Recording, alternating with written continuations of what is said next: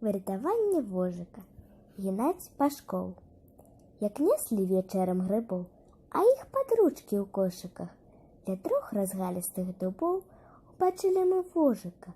Упаў у яму ля лаўжа і выбрацца не змогшы, на дне прыцішаны ляжаў, да голачкі прамокшы.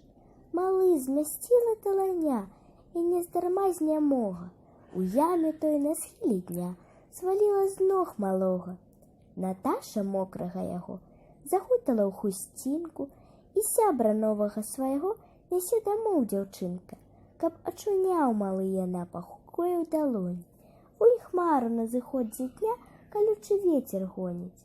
Ударыць ливень па плячах ці навальніцца хайбы, не згаснуць зніжкі ў вачах, любві, спагады, жальбы. Хутчэй дадому, у цяпло, а ў хаце каля печы няхай духмяным малаком сагрэецца малеча.